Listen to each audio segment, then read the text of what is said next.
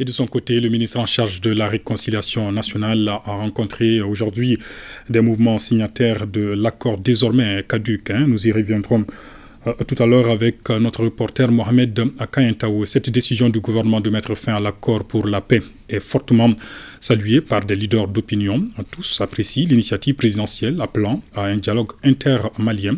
Abdul Karim Kaba a recueilli quelques réactions en suivant. C'est une décision que nous soutenons sans réserve, et nous invitons les composants de la société civile à participer pleinement dans le dialogue intermalien qu'a décidé le président de la transition, le colonel Assimi Goïta. Et cette décision, je peux dire qu'elle ne peut être qu'une suite logique vraiment de la restauration de l'intégrité territoriale. Et aujourd'hui, on se sent dans un territoire uni, et il nous appartient de le consolider. Nous prenons acte de cette décision. Au Parti socialiste, nous estimons que depuis la signature de l'accord, l'État malien, à travers les gouvernements successifs, n'a ménagé aucun effort pour la mise en œuvre de cet accord afin de ramener la paix, la cohésion, la sécurité dans notre pays. Il n'y a pas de développement sans paix, il n'y a pas de prospérité sans paix. Force est de reconnaître que le gouvernement de la transition est allé loin en nommant les membres signataires, les mouvements signataires de l'accord pour la paix dans les instances décisionnelles. Tout ça, c'était pour créer les conditions d'une paix harmonieuse pour amener la stabilité dans notre pays. Aujourd'hui, nous pensons que le temps est arrivé que les Maliens se retrouvent. Cet accord n'a de valeur que lorsque les partis signataires s'y engagent. Et dès l'instant où on empêche au Mali d'exercer sa souveraineté partout, dès l'instant où on n'œuvre pas pour la paix n'est pas qu'une idée, la paix également, c'est les actes. Donc vraiment, nous pensons aujourd'hui que nous prenons acte.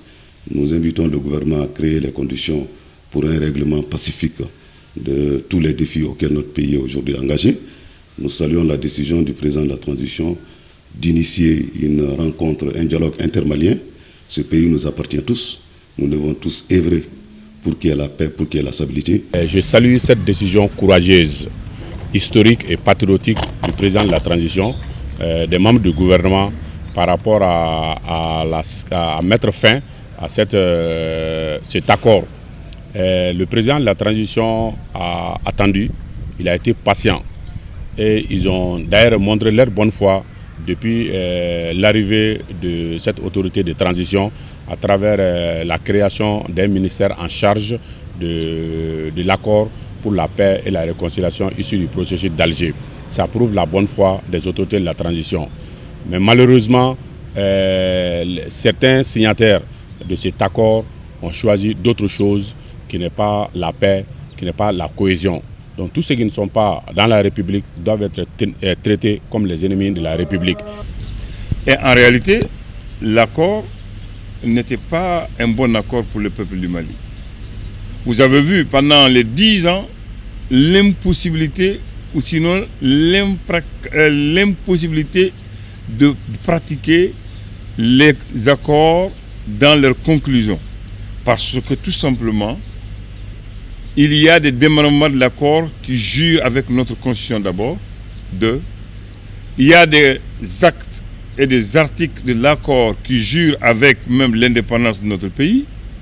Ensuite, l'accord dans sa globalité n'était pas un bon accord pour le Mali dès le départ. Les Maliens attendaient ce mois depuis longtemps. Et Dieu merci, aujourd'hui, les accords sont enterrés. Et on ne peut que dire merci au gouvernement et au colonel Assimi Goïta. Parce que ça ne pouvait pas durer longtemps. Ça ne pouvait pas continuer comme ça. Ça fait longtemps qu'on jouait avec le Mali. Le linge sale se lave en famille. Et c'est ça. Et Assimi a demandé à des Sikamada. Dans quel pays au monde il n'y a pas de conflit comme ça entre des communautés? Il y en a. La France qui veut se comporter en champion du monde, il y a les problèmes corses là-bas. Et pourtant, la France ne prend pas ses bagages, les Français ne prendront jamais leurs bagages pour aller faire un accord en Allemagne ou bien en Angleterre. Le fait de se déplacer, d'aller dans un pays, ça occasionne des frais pour l'État. On va régler ça ici, et le problème est ici, on va régler ça entre Maliens. comme au temps de Modibo il l'a fait en 1963. Je crois qu'Assimi a pris la meilleure décision, une décision historique.